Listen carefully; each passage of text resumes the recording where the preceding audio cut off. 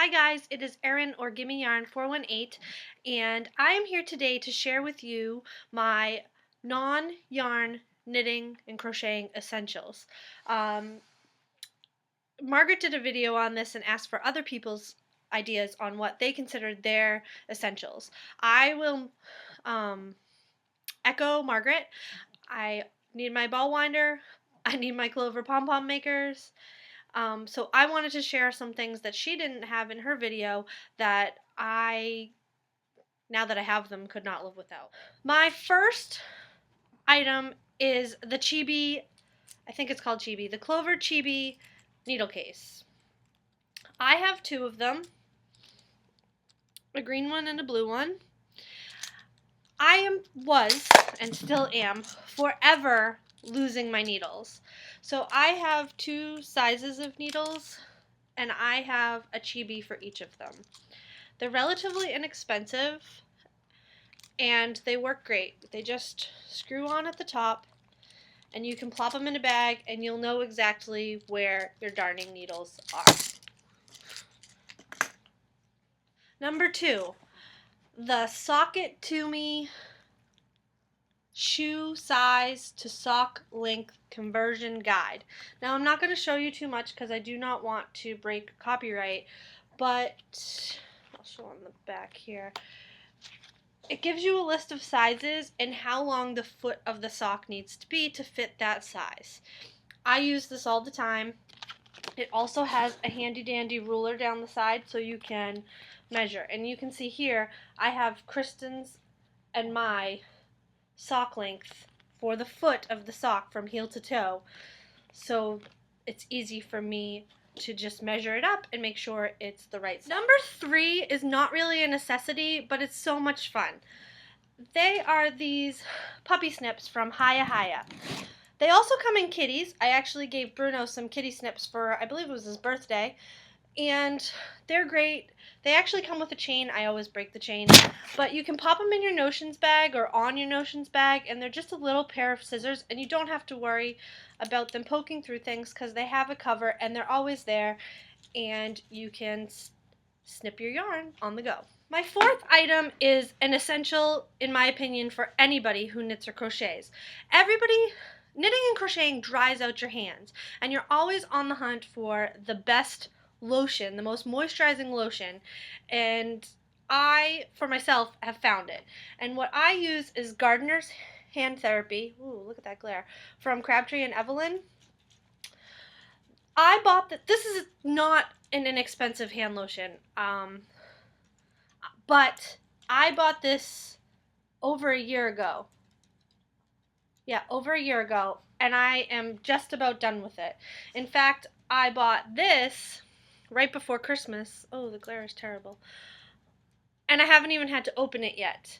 This was $25 on Amazon with Prime shipping, and this is 8.8 ounces, and this is only 3.5 ounces, so I probably have 2 or 3 years worth of hand lotion here for $25. But the great thing about this lotion is when you put it on, I'll show you it, I guess. When you put it on, you only need about this much, if that. That's probably actually too much. And it's made for gardeners who are constantly washing their hands. It's not greasy. And when you wash your hands, it puts on like silk. It's almost like putting a glove of lotion over your hands. So you really only need to use it once, maybe twice a day, because when you wash your hands remain protected and moisturized.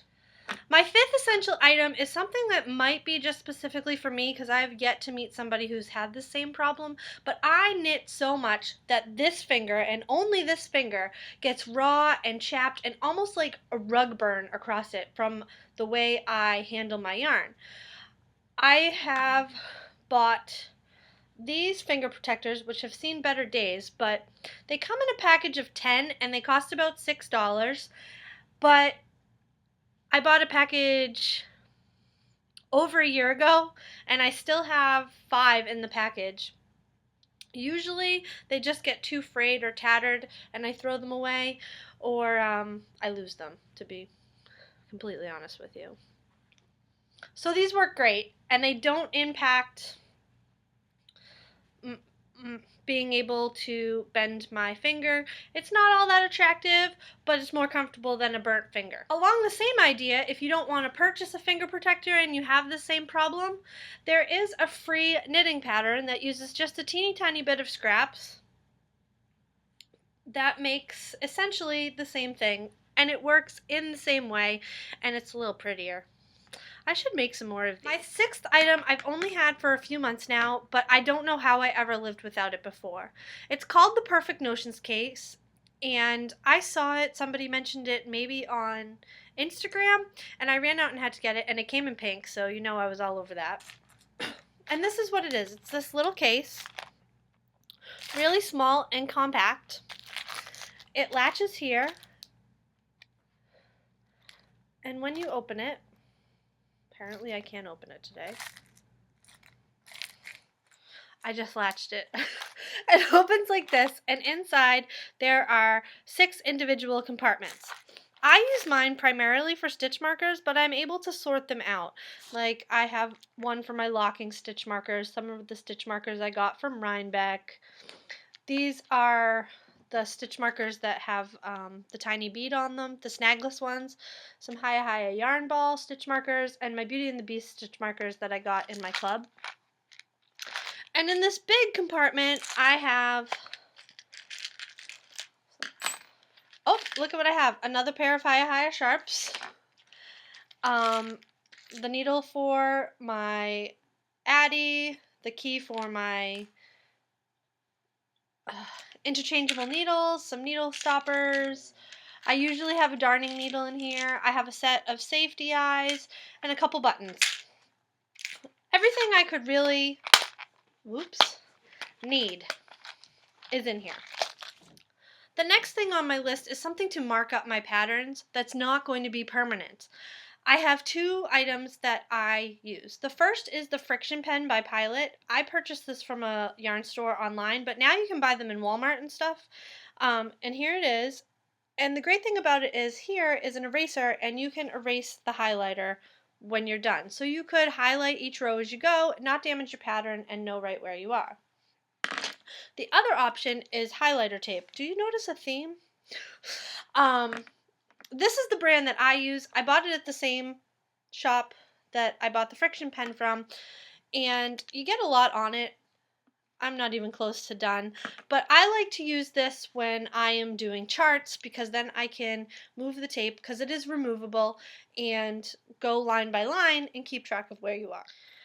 My final item I actually received in a swap a couple years ago, and I don't know how I ever lived without it before. I have a lot of crochet hooks, but this is just so handy. It actually goes in my Perfect Notions case, and this is just a little double-ended mini crochet hook for picking up and correcting mistakes. They sell this at Knit Picks, and there'll be a link below, and it's just something I cannot live without, especially for socks, because it's just really easy, especially to boop, boop, boop, boop, and if you drop a stitch, pick it right back up. So those are my non-yarn essentials for knitting and crocheting. What are yours? I'd love to see what you have, and maybe one of your essentials is something that I didn't realize I can't live without. Who knows? So I hope you enjoyed the video, and please remember to like, comment, and subscribe, and until next time, I'll talk to you later. Bye.